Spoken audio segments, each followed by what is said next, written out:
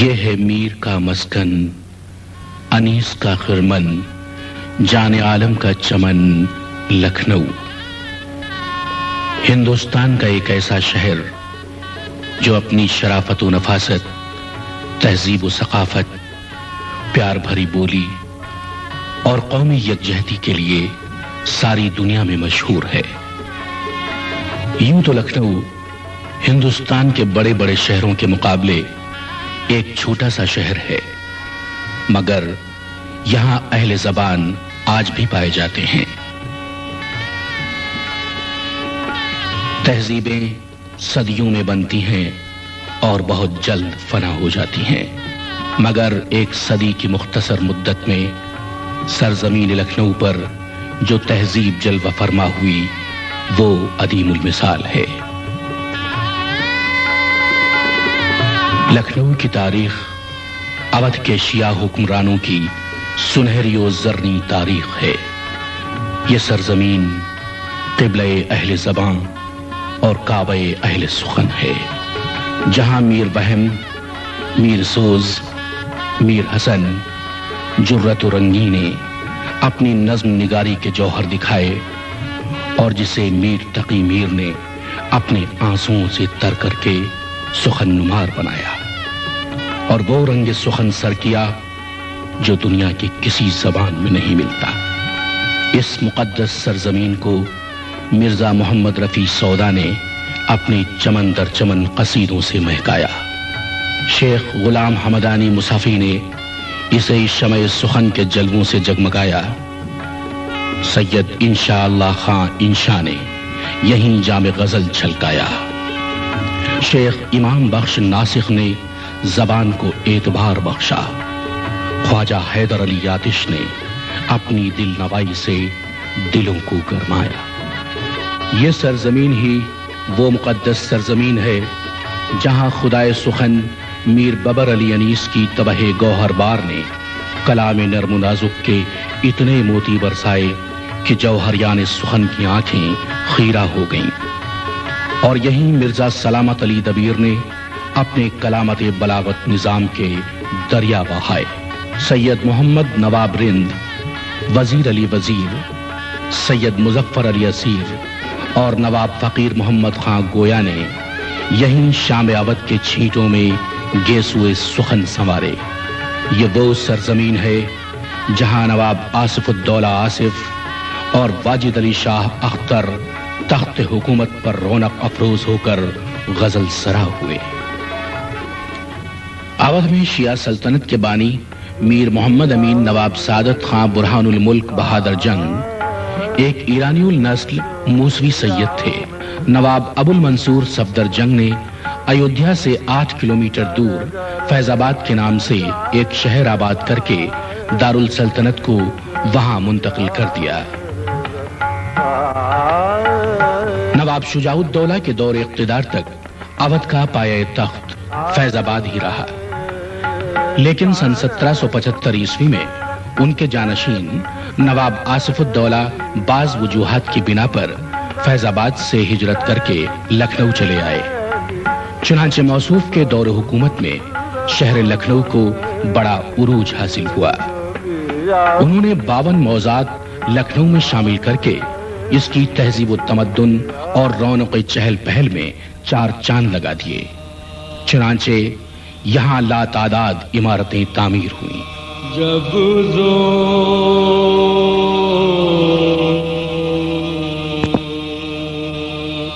تک حسین 72 کو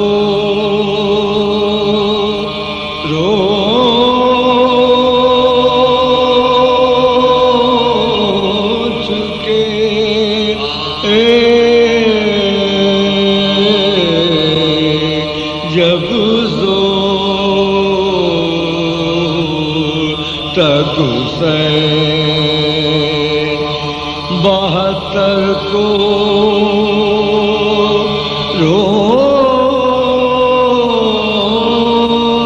چونکہ نواب آصف الدولہ کو عزاداری امام حسین سے والہانہ عشق تھا، چنانچہ موصوف نے محرم میں मरासिम आज़ादारी की अंजाम दही के लिए सन 1784 ईस्वी में मुबलिग 1 करोड़ रुपए की लागत से इस शोहरे आफाक इमाम बाड़े को तामीर करवाया, जो दुनिया में तामीर शुदा इमाम बाड़ों में सबसे बड़ा है। इसी सबब से ये बड़े इमाम बाड़े के नाम से सारी दुनिया में मशहूर है।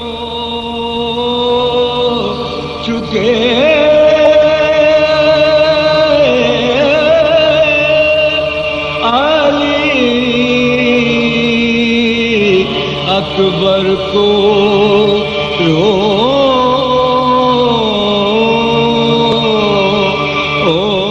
चुके। जिस वक्त नवाब आसिफुद्दौला और उनके वजीर नवाब हसन रजा खां सरफराजुद्दौला शियत का फरोग चाहते थे, तो उस वक्त एक मुजतहिद का होना निहायत ही जरूरी था। चुनाचे कुदरत ने सादात जायस और नसीराबाद के इल्मी खानवादे की एक फर्द सैयद दिलदार अली गुफरामाब को हसास दिल, दकीक नजर, रोशन दिमाग, इनकलाबी जहन, आहनी अज़्म और पुरतासीर जबान अता करके तजदीद मजहब, तामीर कौम और तंजीम मिल्लत के लिए मुकर्रर फरमा दिया। अवध के दीगर हुक्मरानों के दौर इक़्तिदार में भी लखनऊ में शियत ने बड़ा फरोग पाया और मुतअद्दिद इमाम बाड़े तामीर हुए, जो अज़मत पारीना की बेहतरीन यादगारें हैं। वो सलाम मुकैये हुसैन पर के बहिश्त जिसे का सिला मिले,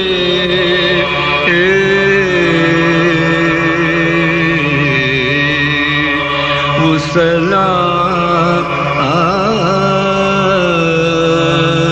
मुकैये हुसैन पर, वो सलाम मुकैये हुसैन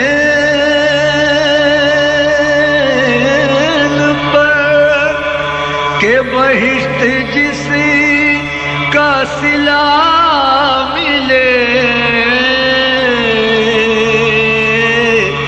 ये तलब तो अपनी तरफ से है, मुझे देखिए वहाँ क्या मिले, वो सलाम मुकैये हुसैन पर, जो दरे हुसैन का हो गदा, उसे हो रसाई अली तलक, जो दरे। यही वो इमाम बाड़ा है जहां से जलीलुल कद्र मरसिया गो शोरा खुदाए सुखन मीर बबर अली अनीस और मिर्जा सलामत अली दबीर ने फन मरसिया ख्वानी में उरूज पाया। जो अली मिले तो नबी मिले, जो नबी मिले तो खुदा मिले, वो सलाम मुकैये हुसैन पर, बड़ा हुर का यारो नसीब था कि जो पहुंचा नार से नूर तक, बड़ा हुर का यारो नसीब था कि जो पहुंचा नार से नूर तक, हुआ फज़ल हक़ का जो सामना, तो हुसैन राहनुमा मिले, सलाम। अवध के 10वें हुक्मरान बादशाह अमजद अली शाह के दौर इक़्तिदार में ममलिकत के जुमला अदालती निज़ाम उलमाए खानदान इज्तिहाद के सुपुर्द कर दिए गए और शरअ मोहम्मदी व आज़ादारी इमाम हुसैन ने बेपनाह फरोग़ पाया।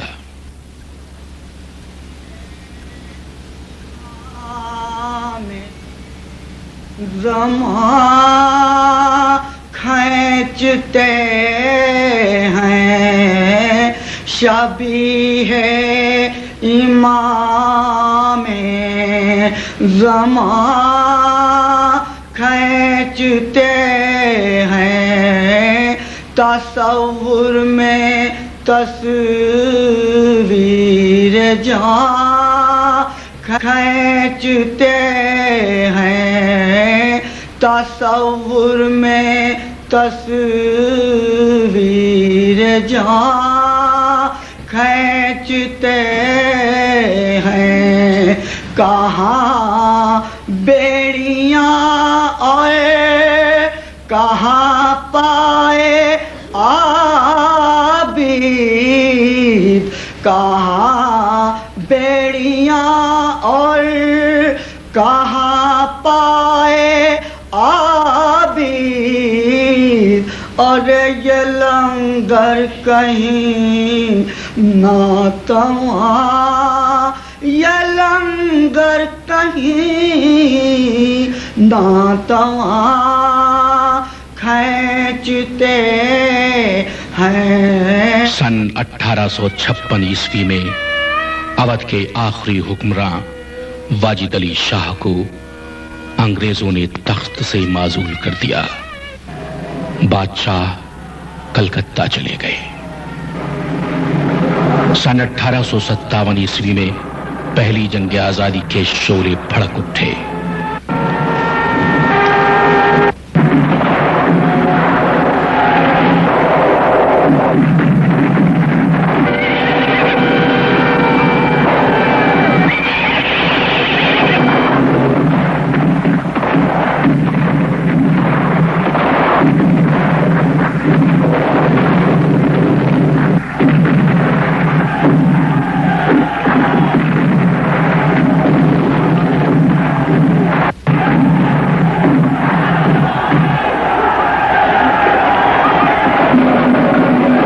लेकिन बहुत जल्द अंग्रेजों ने अपनी शातिराना चालों के बल पर इस इनकलाबी मुहिम को सर्द करके शाहाने अवध की तामीर करदा बेशतर इमारतों को मुनहदम करवा दिया।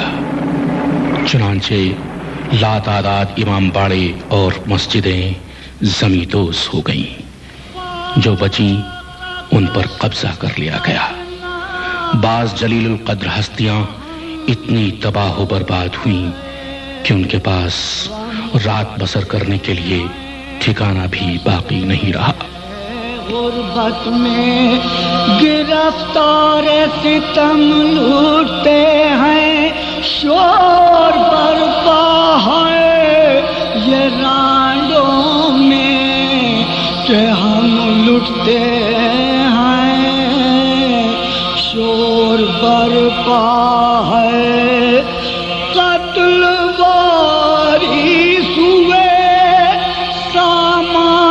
गिरफ्तारी है या अलिया के अबुआ पे मददगारी है करबला में है ये फरियाद किसी की के बराबर दौड़ो अरे कोई चिल्लाती है अब्बा से दिलावर दौड़ो कोई कहती है तड़प कर मेरे दिल भर दौड़ो अरे मालूटी जाती है बेटा अली अकबर दौड़ो मालूटी। अंग्रेजों की अमलदारी कायम होने और मलिका विक्टोरिया के आम माफी के ऐलान के बाद مجدد شریعت مولانا سید دلدار علی غفران آب کے جانشین و سلطان العلماء مولانا سید محمد و سید العلماء دوم کی تحریک پر خاندان شاہی کی نمائندہ شخصیتوں میں نواب ممتاز الدولہ و نواب محسن الدولہ بہادر نے املاک موقوفہ کی واگزاری کا مطالبہ کیا۔ چنانچہ متعدد امام باڑے انگریزی تسلط سے آزاد ہوئے و دیگر جدید تعمیرات ہوئیں۔ حسین شاہ بھی ہیں اور بادشاہ بھی ہیں، حسین دین بھی ہیں اور دیوانہ بھی ہیں، نہ کی یزید کی بیعت کٹا دیا سر کو، نہ کی یزید کی بیعت کٹا دیا سر کو،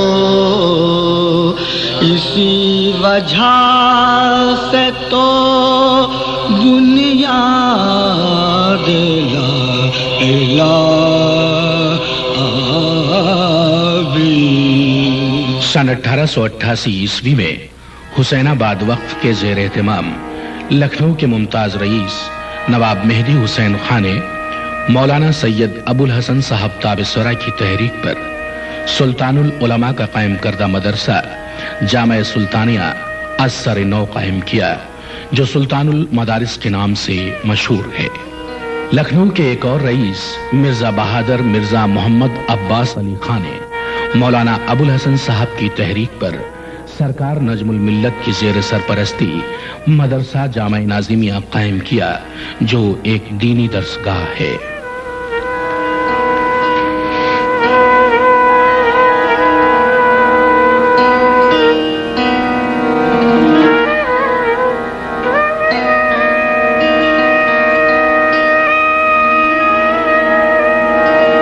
مہاراجہ سر محمد علی محمد خان آف محمود آباد نے مدرسہ الواعظین کے نام سے کیننگ اسٹریٹ پر ایک مدرسہ قائم کیا۔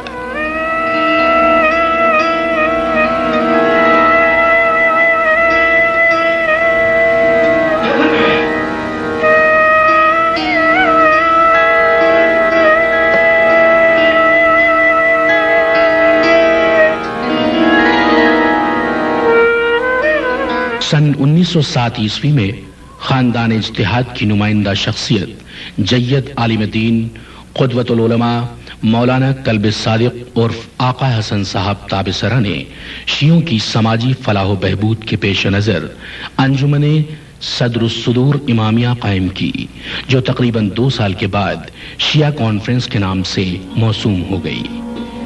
اس ادارے کے تحت بہت سے فلاحی کام ہوئے، جن میں شیعہ یتیم خانے کی یہ عظیم الشان عمارت مولانا سید مقبول حسین ظریف لکھنوی کی زیر نگرانی تعمیر ہوئی۔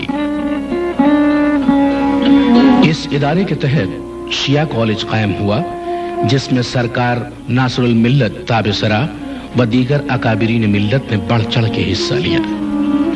سن 1937 عیسوی میں خاندان اجتہاد کے مایہ ناز فرزند اور بر صغیر کے یگانہ مجتہد آیت اللہ العظمی سید العلماء مولانا سید علی نقی صاحب تابسرہ فارغ التحصیل ہو کر نجف سے لکھنؤ واپس آئے۔ موصوف نے کتب اسلامی کی نشر و اشاعت کے لیے لکھنؤ میں ایک ادارہ امامیہ مشن کے نام سے قائم کیا۔ سن 1929 عیسوی میں شیعوں میں سیاسی شعور بیدار کرنے کے لیے مرزا عابد حسین اور مرزا جعفر حسین مرحومین نے راجہ نواب علی خان پرنس مرزا اکرام حسین و دیگر معززین قوم کی سرپرستی میں آل انڈیا شیعہ پولیٹیکل کانفرنس کے نام سے ایک جماعت قائم کی، جو کچھ ہی عرصے بعد انڈین نیشنل کانگریس میں ضم ہو گئی۔ فرنگی غلامی کی زنجیروں میں جکڑے ملک کی آزادی کی جدوجہد نے زور پکڑا۔ اور آخرکار 15 اگست سن 1947 عیسوی میں ملک آزاد ہو گیا۔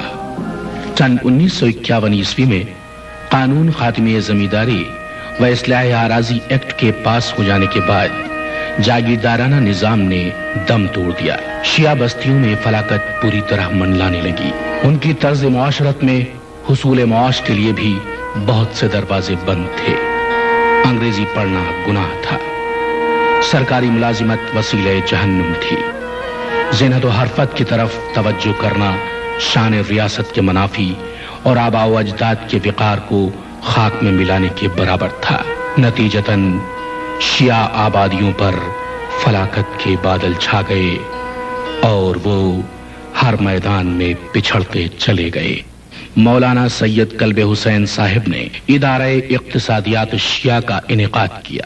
مولانا سید کلب عابد صاحب نے اپنے فصیح و بلیغ خطبوں کے ذریعے قوم میں بیداری کی روح پھونکی۔ جو عالموں کا پالنے والا مولانا سید غلام عسکری صاحب تابسرہ نے تحریک دینداری کا آغاز کر کے تنظیم المکاتب قائم کیا۔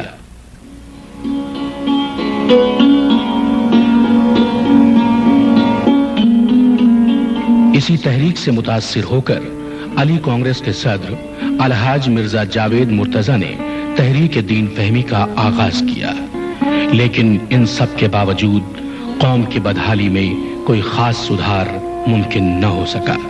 چنانچہ پرانے لکھنؤ کے قدیم محلے جوہری محلہ کی ان تنگ گلیوں سے ہندوستانی علماء کے سب سے قدیم خانوادے خاندان اجتہاد کے چشم و چراغ آل انڈیا مسلم پرسنل لا بورڈ کے نائب صدر اجتہاد بین المسلمین کے علمبردار مشہور قومی رہنما مولانا ڈاکٹر سید کلب صادق صاحب نے قوم کی فلاح و اصلاح کا بیڑا اٹھایا۔ یہ فلاحی اسکیموں کو انجام دینے کے ساتھ مولانا ڈاکٹر کلب صادق خدائے سخن میر ببر علی انیس کی خدمات کو بھی فراموش نہ کر سکے۔ چنانچہ مئی 1992 میں میر انیس کی یاد میں توحید المسلمین ٹرسٹ کے زیر اہتمام سہروزہ سیمینار کا انعقاد ہوا اور ان کے مقبرے کی تعمیر جدید عمل میں آئی۔ بس انی سب دعا مانگ کہ اے رب آباد، لکھنؤ کے طبقے کو صدا رکھ آباد، رونے والے شہ والا کے رہیں خلد میں شاد، ان کے سائے میں بہر و مند ہو ان کی اولاد، عشرۂ ماہ ازاں نالہ کشی میں گزرے، سال بھر شے کے غلاموں کا خوش